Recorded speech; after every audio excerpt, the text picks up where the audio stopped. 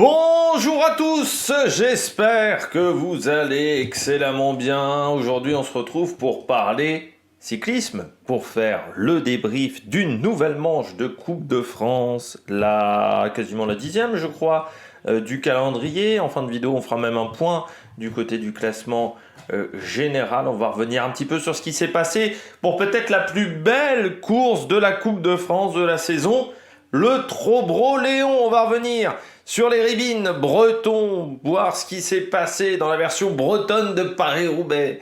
On verra que la course a encore été sacrément dure, avec une performance d'un petit Belge qui revient après un mois d'absence.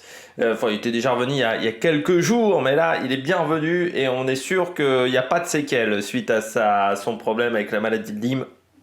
Et puis on parlera également des bonnes et donnes de cette journée. N'hésitez pas à vous abonner à la chaîne, à réagir dans les commentaires, à mettre un pouce bleu, à partager la vidéo sur les réseaux sociaux, notamment auprès de vos proches, si vous pensez que ça peut les intéresser.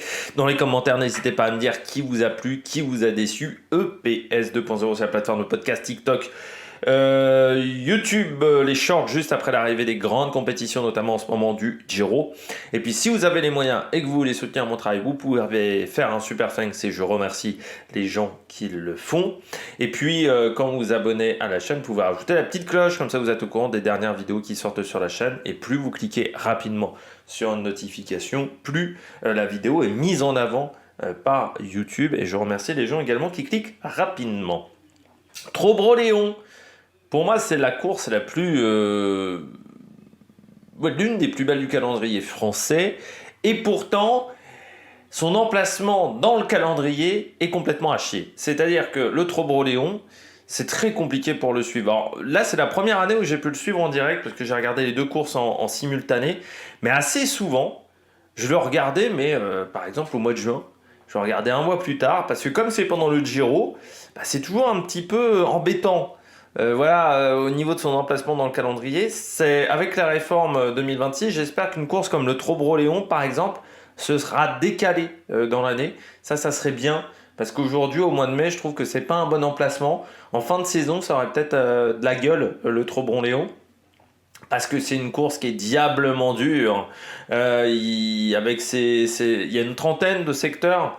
Enfin, c'est costaud et c'est très compliqué parce que les routes sont étroites, plus étroites qu'un Paris-Roubaix. Par exemple, il y a des secteurs vraiment où vous passez à 2 de front, 3 de front grand maximum. Et c'est vraiment très difficile. Je crois qu'il n'y a que l'Amstel où on a des routes aussi étroites. Vraiment dans le calendrier. C'est hyper étroit le Trobron-Léon. Du côté des routes, la Bretagne, l'intérieur de la Bretagne n'est pas forcément facile. Et moi j'aimerais bien que cette course-là ait un autre emplacement dans le calendrier. On va faire un petit peu le résumé de cette journée. Alors l'antenne France 3 qui a été prise à 65 km de l'arrivée, à ce moment-là, nous avions des coureurs en échappée qui avaient 2 minutes 50 d'avance sur le peloton. Parmi les coureurs en échappée, on avait Mornay Van Niekerk, Samuel Leroux, Kevin Avoine, George Jackson avec sa coupe mulet, Raume Guardegno, Nicolas Alustizza, également de la Euskaltel dans cette échappée.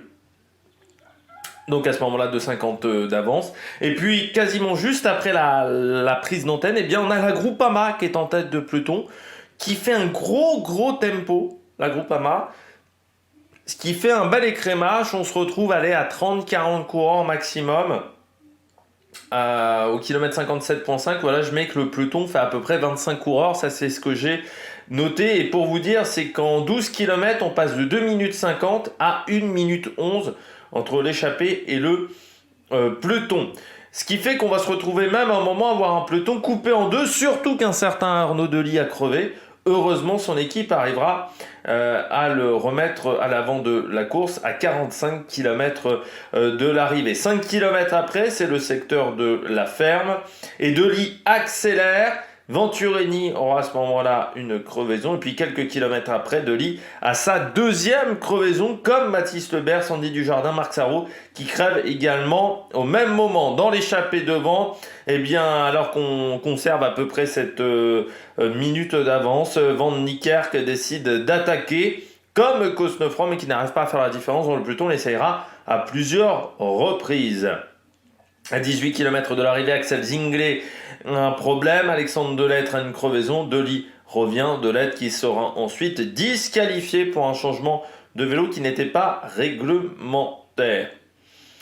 Cosnefroy va attaquer, mais la voiture va le gêner. Ça a été un petit problème. Ça, c'était à une dizaine de kilomètres de l'arrivée, au niveau d'un rond-point. Il y a une voiture d'un citoyen lambda, une Mercedes, qui se retrouve au milieu du peloton. Petit problème d'organisation à ce niveau-là qui a coûté quand même un petit peu à Cosnefroy parce qu'il n'a pas pu faire son effort à ce moment-là, mais qui aurait pu être également très très dangereux parce que le conducteur aurait pu paniquer complètement. Il sort assez vite du rond-point, mais ça a dû le surprendre, lui faire tout drôle. Petit problème de signalisation à ce moment-là. Et puis à 8 km 300 de l'arrivée, vous avez Anthony Turgis qui chute, or qui chute légèrement, hein. Pas une grosse chute. Et puis dans le secteur de la ferme, Delis va réaccélérer avec Pierre Gauthera, mais on aura un sprint en petit comité avec une dizaine de coureurs seulement, notamment avec Van Niekerk de l'échappée matinale, Mozzato, Gachignard également qui était là, ou encore Jonas Abrahamsson et Arnaud Delis qui va réussir à sortir complètement Venturini et Gauthera pour s'imposer dans cette manche de Coupe de France du côté de l'Anilis. Eh bien, on regarde tout de suite les coureurs au top.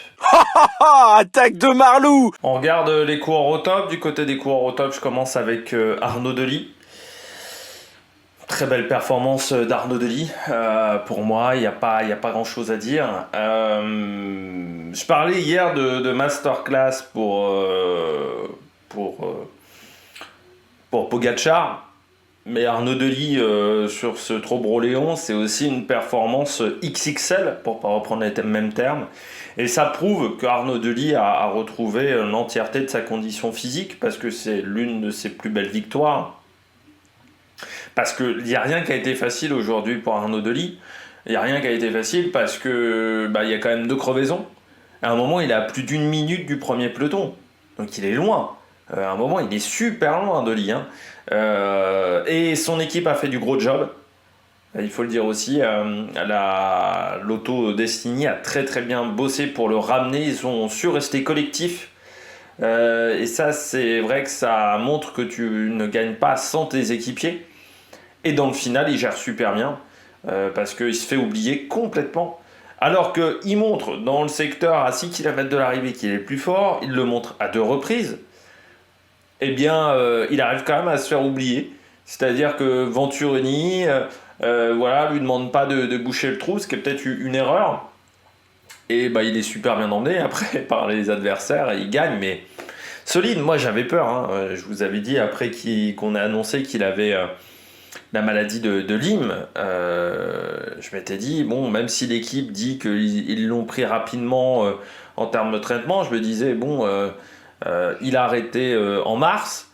C'est-à-dire, ils ont détecté ça en mars, mais je me dis, le tic, alors c'était des symptômes d'un tic qui s'en sont aperçus que là, mais je me dis, s'il avait conservé le tic, bon, en janvier, février, les tics, c'est quand même plutôt rare, donc je me disais, bon, c'est-à-dire que le tic est peut-être là depuis quelques temps sur lui, avant qu'il s'en soit aperçu.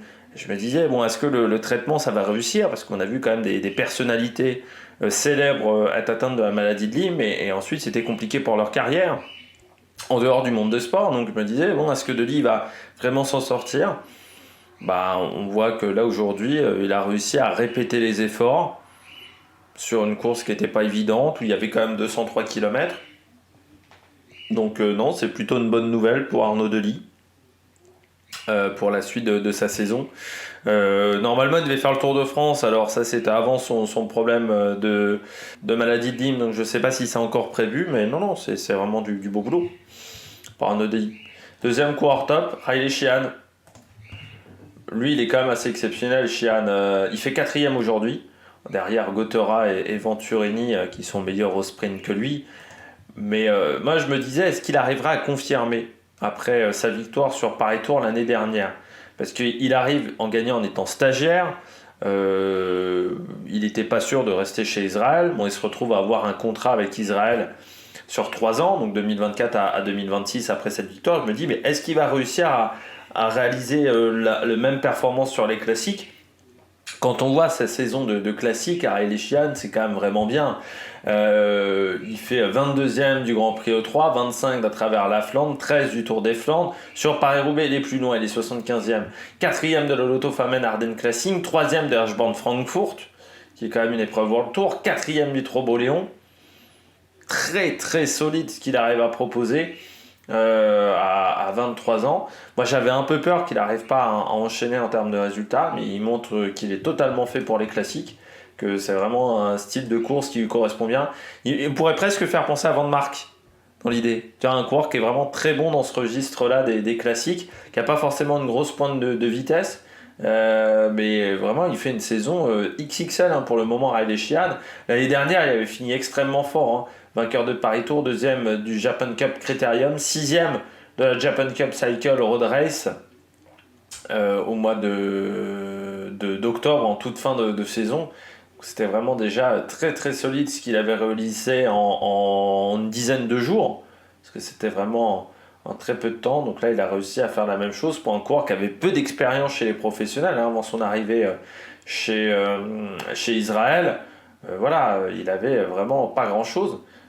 Sa première course avec Israël au mois de septembre, donc il a fallu attendre le 3 septembre pour vraiment avoir ses premières grosses épreuves au niveau World Tour, enfin au niveau World Tour, au niveau international, donc vraiment costaud pour Coco. Et là il confirme, voilà, c'est un coureur qui arrive à être performant sur ce type de preuve, donc ça c'est très très bien du côté d'Ariel Sheehan. On espère que ça va continuer pour le coureur américain qui sera sur les 4 jours de Dunkerque. Tiens, si vous êtes dans le nord de la France la semaine prochaine, 4 jours de Dunkerque, les 6 étapes: Dunkerque le Touquet, Wimereux, Abbeville, Saint-Laurent-Blangy, Bouchain, Mazingarbe, Pont-à-Marc, Arc-Cassel, Long-Plage, Dunkerque pour la fin de parcours. Donc ça va être une course qu'on va essayer de suivre. Je ne sais pas si j'y arriverai, mais j'aimerais bien pouvoir suivre là, cette épreuve qui est toujours très intéressante, avec quand même du kilométrage. Il y aura, il y aura 1000 km, 1050 km quand même sur ces 6 jours de course, parce que je rappelle que maintenant les 4 jours de Dunkerque se sont réunis avec le Tour de Picardie, donc c'est pour ça que ça dure 6 jours désormais, avec des étapes où parfois on va en Picardie, notamment à Ville. C'est en Picardie, le Touquet. Non, c'est dans le nord, mais la première étape, voilà, Dunkerque, le Touquet. Et puis on part de Dunkerque pour revenir à Dunkerque au bout de 6 jours, faire une grande boucle, voilà, pour revenir à Dunkerque, avec toujours l'étape de Cassel, qui est l'étape la plus importante de la semaine. Épreuve Pro Series, je continue avec Pierre Gauthera, qui confirme Gauthera qu'il a vraiment bien progressé. Ça c'est clair et net, parce que c'est un coureur qui est vraiment toujours très très très fort. Il avait fait des bonnes classiques lui aussi, 11e du Etniusblatt, 11e à travers la Flandre, 35 de Gand. Sur le Tour des Flandres et Paris-Roubaix ça avait été un petit peu plus compliqué, mais c'était sa première participation non, c'était sa deuxième participation à ces deux courses, mais c'était la première fois qu'il pouvait avoir des ambitions. Pierre Gauthera, qui n'a que 21 ans aussi, donc c'est des épreuves qui restent difficiles, où il faut de l'expérience. Il confirme qu'il passe très bien les bosses et qu'il sprint extrêmement bien. Et c'est vrai que sur le Trobo-Léon, il prend une belle 3e place. Il est battu par Dely et Venturini. Venturini était vraiment dans une très bonne forme aujourd'hui. Dely, il était au-dessus du lot. Donc c'est quand même pas mal, voilà, pour le coureur français. Pour un coureur en plus qui n'avait pas fait le Grand Prix du Morbihan la veille. Donc contrairement à certains de ses adversaires, pourtant c'est du solide. On voit que c'est un coureur qui tient vraiment la cadence, c'est un coureur qui est en fin de contrat du côté de la Decathlon G2R, donc ça pourrait donner envie à des équipes d'aller le recruter, parce qu'on sait que c'est un coureur qui est bon sur les classiques flandriennes, qui a un bon petit niveau, et puis Decathlon pour aussi tout faire pour aller le conserver. On le verra lui aussi sur les 4 jours de Dunkerque, et puis il ira sur les boucles de la Mayenne au mois de mai. Donc il enchaînera ces 2 épreuves, boucle de la Mayenne où il sera, je pense, poisson pilote de Sam Bennett. C'est pas encore marqué, donc je sais pas s'il y aura Sam Bennett. Il y aura Cosnefroy aux boucles de la Mayenne. sur cette épreuve. Aux 4 jours de Dunkerque, il y aura qui chez Decathlon? Il y aura Boissonnagan, il y aura Bennett. Voilà, pour ceux qui veulent venir. Il y aura également Degenkolb, qui adore le Nord. Il y aura Casper Asgreen et Antoine Huby. Il y aura Guillaume Boivin, aussi avec Ackermann et Corbin Strong. Axel Delis, du côté de la Destiny, et pas Arnaud. Il y aura aussi Geoffrey Soupe, le vainqueur d'étape l'année dernière sur la Vuelta. Les frères Barbier aussi seront au départ. Jérémy Lecros avec Alexandre Delette du côté de la Saint-Michel. Il y aura la Trinity Racing et puis du côté de Van Rieselt, il y aura Samuel Leroux par exemple ou Emmanuel Morin dans l'équipe nordiste. Ouais, il y a une belle liste de départ quand même avec on a 6 équipes World Tour. On a les 2 meilleurs Pro Series. Voilà, c'est du bon, c'est du lourd. Ils ont réussi. Et puis les contis françaises seront là aussi. Donc il y aura du beau monde sur cette épreuve. C'est une belle liste de départ si vous voulez aller du côté des Hauts-de-France. Je termine avec Van Niekerk. Très costaud, Van Niekerk. Très costaud parce qu'il prend l'échappée matinale. Il vient de faire le Tour de Bretagne, c'est-à-dire qu'il a quand même déjà 6 jours de course en EHPAD, 6 ou 7 jours, le Tour de Bretagne. Il prend quand même la 2e place du Tour de Bretagne en étant 3e de l'étape de Guérande. Il fait des sacrés numéros sur le Tour de Bretagne quand il prend sa 3e place. Il est très costaud. Il fait le Grand Prix du Morbihan la veille, c'est-à-dire qu'il a beaucoup enchaîné de courses au mois de mai. Et là derrière, Trobreau-Léon. Très très costaud, très costaud dans le final de cette course. On sait que c'est un coureur qui est un très bon baroudeur, Van Niekerk, mais là il a vraiment très bien tenu la cadence. Il fait une énorme saison 2024 parce qu'il a marqué quasiment autant de points PCS qu'en 2022. Donc voilà, ce qui montre là aussi un très bon niveau.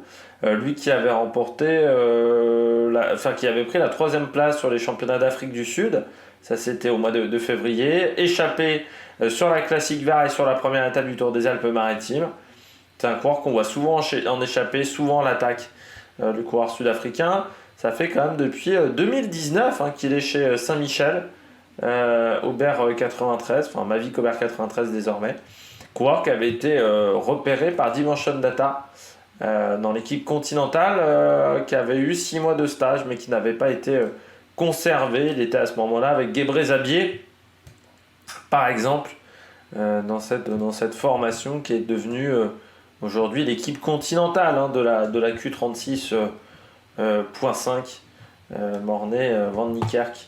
Voilà, il n'avait pas été conservé dans cette formation à l'époque et il avait dû refaire un an chez les amateurs avant de rejoindre l'équipe française. Donc il y a eu un petit temps où il avait dû faire que les amateurs, participant au Tour de l'Avenir en 2016. Il n'avait pas eu forcément des grands résultats, mais c'est un bon coureur de Continental. Voilà, Mornay Van Niekerk, et là il a voulu se montrer et il a fait du très bon boulot en se montrant. Puis ça fait du bien pour la Saint-Michel sur cette épreuve. Il marque encore des points UCI, 70 points UCI pour la Saint-Michel. C'est vraiment là aussi une très grosse saison que fait l'équipe française en termes de points, parce qu'ils sont à 617 points grâce à Delette, grâce à Van Niekerk. Il y a quand même 7 coureurs qui ont marqué des points, et ils ont 2 coureurs qui sont au-delà des 100 points UCI. Donc ça c'est aussi très solide la saison que réalise cette formation. Et Mornay Van Niekerk, ça fait depuis quelques années qu'il est là et il montre des très bons résultats. Donc voilà, très bien pour cette formation. On regarde tout de suite les bonnets d'âne. Les bonnets d'âne de ce Trobreau-Léon. Je commence avec Anthony Turgis. Ouais, saison de classique qui a été compliquée pour Anthony Turgis. Le fait de ne pas avoir été invité sur Milan-San Remo, ça lui a atomisé cette première partie de saison. Ils se sont retrouvés à faire un stage au Rwanda qui au final n'a eu que très peu d'intérêt vu qu'ils n'avaient pas de course. Ils se sont retrouvés à très peu courir aussi. Turgis, c'était pas prévu qu'il ait aussi peu de jours de course parce qu'ils ont été invités à très peu de classiques, et je pense que vraiment ils s'y attendaient pas et qu'ils l'ont pas vu venir. Et tu t'aperçois que en termes de rythme, il lui en manque, hein, Anthony Turgis. Aujourd'hui, il fait 21. Alors, il a tenté, mais c'était un peu. J'avais l'impression que c'était un peu l'énergie du désespoir, quoi, pour Turgis. C'est-à-dire qu'il tentait, mais il n'y avait pas une grande conviction dans sa stratégie, dans sa manière d'attaquer. Seulement 61 points UCI marqués. Mais en même temps, il a dû aller sur des courses où il n'était pas dans le bon tempo, quoi. Enfin, c'est vrai que ça a été très compliqué parce que le programme a été complètement chamboulé, modifié pour Turgis. Ça a été le vrai souci. Il se retrouve sur des courses où, par exemple, Bruges de Panne, bon, c'est pas son profil qui fonctionne le mieux. Donc, Corsaille classique, pareil, c'est pas des courses qui correspondent à sa manière de faire. Et encore, il prend la 13e place, mais c'est une année qui est compliquée. Et je pense qu'il ne s'attendait pas à ça. Il ne s'attendait pas à ce que ça soit aussi compliqué. Et puis en plus, du côté de Turgis, il y a quand même des lacunes. C'est que c'est un coureur qui n'est pas le meilleur pour frotter. J'ai l'impression de dire souvent ça avec les coureurs français, mais c'est vrai qu'il n'aime pas ça. C'est un coureur qui a une bonne pointe de vitesse, mais qui ne veut pas sprinter. Parce qu'il ne veut pas frotter, il ne veut pas prendre ce risque-là de frotter. C'est pas un sprinter. Et on s'aperçoit que peut-être que dans certains cas, ça aurait permis de marquer des points. Là, il n'est pas dans le bon groupe. Bon, c'est dommage. Ils ont quand même un Total Energy qui est dans le premier groupe. C'est Gachignard qui s'en sort bien, coureur également, ancien coureur d'Aubert. Gachignard qui marque des points. Mais tu t'aperçois que par exemple, Gachignard a marqué plus de points UCI que Turgis.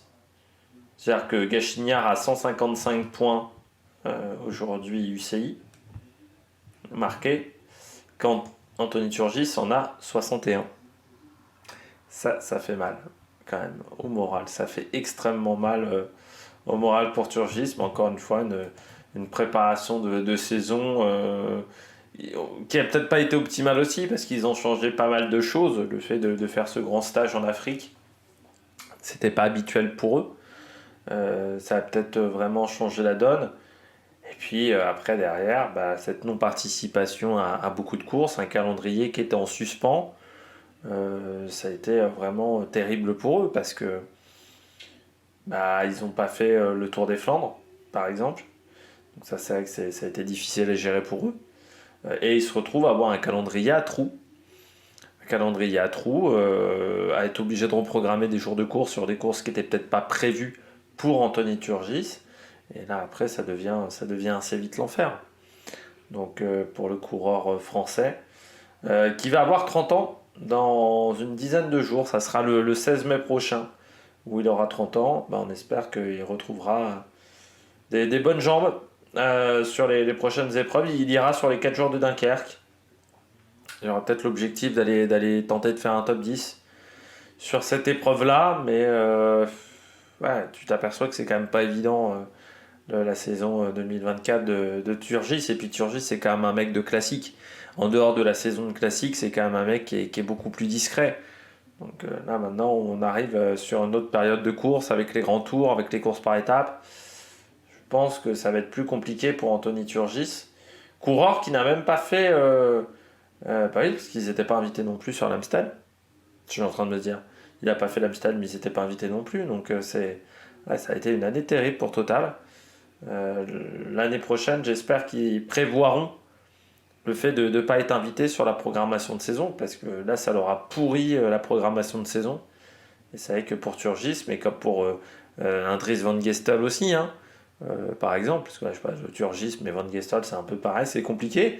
Puis après une saison 2023 qui était déjà en retrait par rapport aux 2 années précédentes, 2021 et 2022, c'est sûr que là, la situation se complique. C'est dommage, parce que c'est un coureur Turgis qui avait montré de belles choses, notamment en 2022.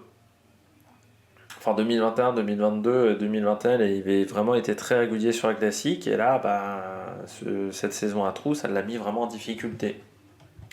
On poursuit avec Cofidis. Nous sommes désormais le 6 mai. Enfin, hier, nous étions donc le 5 mai. Toujours pas de victoire pour Cofidis. Épreuve de Coupe de France, premier coureur 23e. 10 points marqués au niveau UCI pour cette formation. Je vais exclure un petit peu Axel Zinglet de ce bilan pas très sympathique parce que Zinglet il a eu des problèmes techniques. On s'aperçoit aussi que c'est une équipe qui a eu pas mal de coureurs qui ont eu des soucis de crevaison sur cette épreuve. Mais ils sont encore passés à côté. Ils sont passés à côté de cette épreuve. Le problème, c'est que ça fait depuis 5 mois qu'ils passent à côté de beaucoup d'épreuves. Alors je veux bien qu'on me dise qu'il y a des soucis de matériel. Je veux bien qu'on me dise que tout est de la faute de Cédric Vasseur. Mais je pense qu'il y a aussi du côté... Déjà, dans le staff, il n'y a pas que Cédric Vasseur. Ce qu'il faut bien comprendre, c'est qu'il n'y a pas que Cédric Vasseur. Et je pense qu'il y a une démotivation de la part des coureurs. Parce que, à part Guillaume Martin, qui là a retrouvé un petit peu du poil de la bête, sinon il y a quand même beaucoup de coureurs dans cette équipe. On n'a pas le sentiment qu'on se bat vraiment pour la structure. Ça, c'est quand même un petit peu problématique. Alors, heureusement pour Cofidis, c'est qu'ils ont prolongé le contrat, le sponsoring. Bon, après, il va falloir un électrochoc. Est-ce que l'électrochoc, c'est le départ de Cédric Vasseur ? Je veux bien qu'on débarque Cédric Vasseur, mais on met qui à la place ? On met Damiani ? On met qui à la place de Cédric Vasseur ? On met Benjamin Giraud ? Jean-Luc Joron, Jimmy Engoulevent, Thierry Maréchal. Je ne suis pas convaincu par ces profils-là. Donc moi, je veux bien qu'on me dise que toute la responsabilité est sur les épaules de Vasseur, mais déjà, il y a un staff autour de Cédric Vasseur. Et après, moi, je veux bien qu'on me dise, mais alors, dans ce cas-là, on met qui à la tête de l'équipe ? Quel profil, aujourd'hui, on prend pour relancer Cofidis ? Et est-ce que ça permettra vraiment de relancer Cofidis ? Est-ce qu'il n'y aura pas des soucis encore du côté de cette formation ? C'est ça le problème actuellement de Cofidis. Donc non, il va falloir relancer la machine. Mais bon. Moi je veux bien qu'on me dise aussi que c'est le matériel, mais le matériel il n'a pas changé par rapport à l'année dernière énormément. Moi j'ai quand même aussi l'impression de voir certains coureurs vraiment démotivés, quoi. C'est-à-dire qu'à part Zinglet, oui, il y a eu Yon Izagirre également sur le Tour du Pays Basque, mais il y a 3-4 coureurs qui aujourd'hui donnent beaucoup. En dehors de ces 3-4 coureurs-là, derrière, c'est un peu le néant, quoi. Il y a Guillaume Martin, il y a Fretin Agnoloski aussi. Vous avez Zinglet, Yon Izagirre. Voilà, je crois qu'on en a 5. Il y a Alexis Renard aussi. Voilà, ils sont 5-6 derrière, c'est un petit peu le néant. Et ça commence à faire longtemps que c'est le néant, quoi, chez Cofidis. Donc depuis, on est au mois de mai, on trouve toujours pas la solution, toujours pas de victoire. Bon, ils sont pas passés loin avec Axel Zinglet sur le Grand Prix du Morbihan, parce que je pense que vraiment il était fort sur cette journée-là. Et ouais, c'est dommage, quoi, pour cette équipe. C'est vraiment dommage. J'espère qu'à un moment, on va réussir à rectifier le tir. Je termine avec Groupama. J'ai pas compris Groupama leur stratégie sur cette journée. Parce que moi, quand je les ai vus en tête de peloton, je me suis dit, mais ils ont qui au départ ?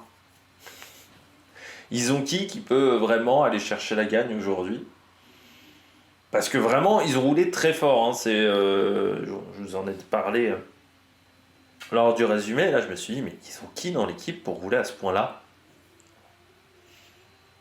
Enfin, pour un mec qui est vraiment en capacité de battre Dely, Zinglet, Vauquelin, ils avaient Samuel Watson.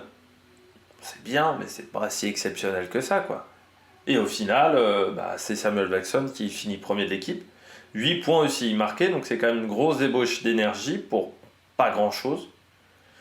Dans cette formation, je vois pas pourquoi on a voulu prendre en main la course à ce point-là, pourquoi on a voulu faire ce tempo-là. Donc là, vraiment, je pense qu'il y a eu une erreur stratégique au départ, parce que pour moi, ils n'avaient pas la carte maîtresse pour aller gagner la course. Et deuxièmement, bah, bien entendu, l'action de Marc Madiot qui va faire jaser. Alors certes, oui, il avait des coureurs derrière.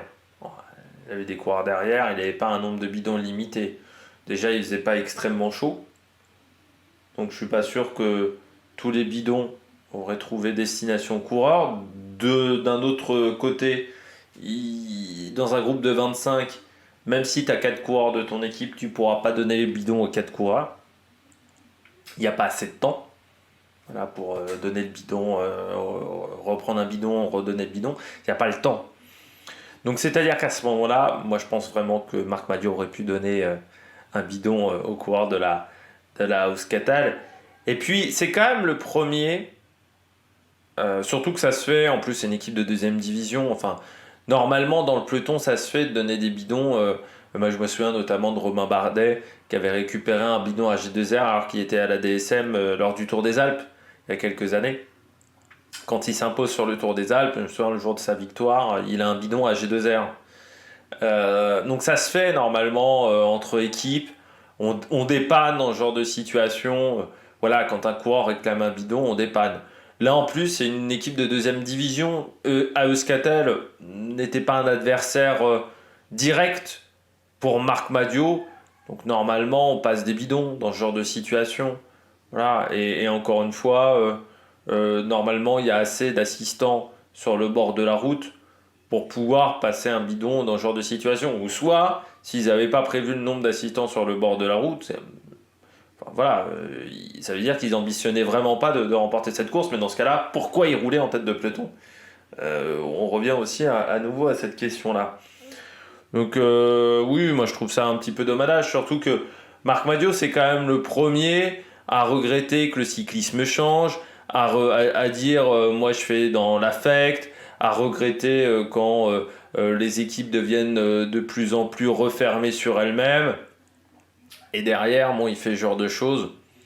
Je trouve ça moyen. Alors, il s'est pris une vague un petit peu sur les réseaux sociaux là, de gens pas très contents. Mais en même temps, bon, ça peut se comprendre. Parce que c'est quand même le premier à faire le moralisateur un petit peu à tout bout de champ. C'est sûr que quand on est moralisateur, de temps en temps, il faut balayer devant sa fenêtre et devant sa porte surtout. C'est mieux que devant sa fenêtre.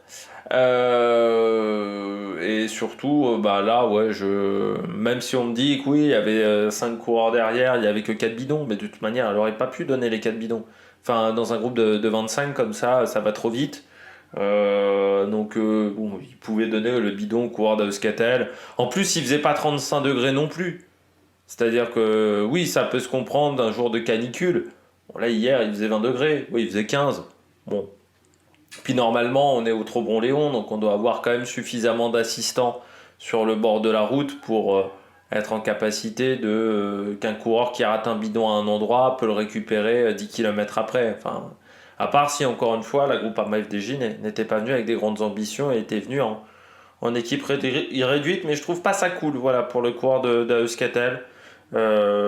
J'espère que quand ça arrivera un jour à un coureur de la Groupama, qu'il n'aura pas à se plaindre à tout bout de champ dans les médias, comme il a tendance à le faire quelquefois Marc Madiot. Allez, on regarde tout de suite le classement de la Coupe de France. Pour finir cette vidéo, nous regardons tout de suite les différents classements de cette Coupe de France. Le classement général, c'est Clément Venturini qui est désormais en tête, devant Cosnefroy et devant Paul Lapéra, mais tout cela se tient en très peu de points. Je rappelle qu'une victoire en Coupe de France, c'est 50 points, donc vous voyez que tout le monde est encore extrêmement proche.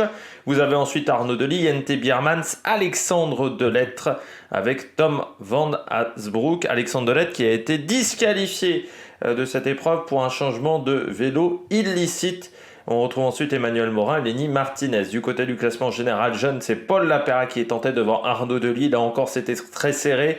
Vous avez Lenny Martinez, Jordan Labrosse, Pierre Gauthera. On s'aperçoit qu'on voit quand même 4 décathlons à G2R dans le top 10 de ce classement. Du côté du classement par équipe, eh bien, c'est Décathlon à G2R qui est en tête, mais qui voit son avance se réduire à 5 points. Car Arkea est vainqueur de cette manche au niveau du classement par équipe. On retrouve ensuite Total Energy, Groupama Cofidis, alors vous voyez par exemple que Saint-Michel n'a pas marqué de points contrairement à Van Driesel.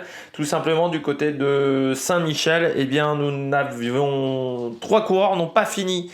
Il n'y a pas 3 coureurs qui ont fini la course. S'il y avait eu Alexandre Delattre, il y aurait eu 3 coureurs à l'arrivée, mais ils ne sont que 2. Et pour le classement par équipe, il faut être 3. Donc c'est pour ça que vous voyez pas mal d'équipes qui n'ont pas marqué de points sur ce week-end de course. On regarde les courses cyclistes, les prochaines manches de Coupe de France. Eh bien, il faudra aller du côté du Tour du Finistère. Ça sera le week-end prochain. Tour du Finistère, boucle de l'Aulne. Les boucles de l'Aulne qui ne seront pas diffusées à la télévision. Je crois que le Tour du Finistère, oui.